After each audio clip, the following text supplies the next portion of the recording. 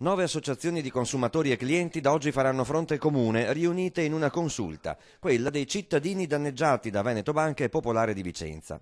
Lunedì 8 gennaio, primo faccia a faccia con il governo. Al sottosegretario all'economia Pierpaolo Baretta detteranno cosa dovranno contenere i decreti attuativi dell'emendamento che ha costituito dal 1 gennaio lo specifico fondo per la salvaguardia dei risparmiatori vittime dei 2 istituti di credito. La consulta ha già chiesto un incontro urgente anche ai vertici di Banca Intesa perché attivi subito il fondo welfare da 100 milioni per dare una risposta a chi si trova in grave difficoltà economica. Naturalmente i 100 milioni riguardano Banca Intesa e i 100 milioni riguardano il fondo, che è un'altra cosa.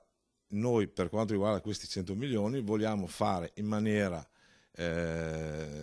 più presto possibile che questi soldi vengano assorbiti dai risparmiatori il prima possibile, anche perché finiti questi soldi il fondo deve essere ricaricato dai conti dormienti. Conti che in tutta Italia pare ammontino a 15 miliardi di euro in gestione allo Stato e che potrebbero diventare davvero utili in questa circostanza. Ma la consulta delle associazioni non mira solo al ristoro economico dei danneggiati.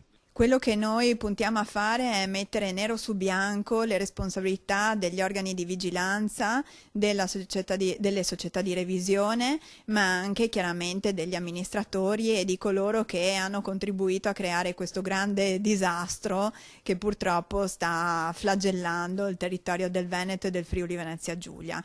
La consulta nei prossimi giorni incontrerà i risparmiatori, l'11 gennaio in municipio a Loria, il 19 a Vicenza e il 20 all'Auditorium di Montebelluna. Quello con il governo si preannuncia un lungo e non facile lavoro. La difficoltà sarà di discernere tra chi è un risparmiatore tradito, quindi ingannato dai falsi dati di bilancio, ingannato dagli falsi requisiti del titolo, ingannato sulla sicurezza del titolo, quelli che sono stati riempiti in maniera al 100% dei loro risparmi investiti. Questi io sono tranquillo, al di là dell'entità della somma saranno risarciti tutti.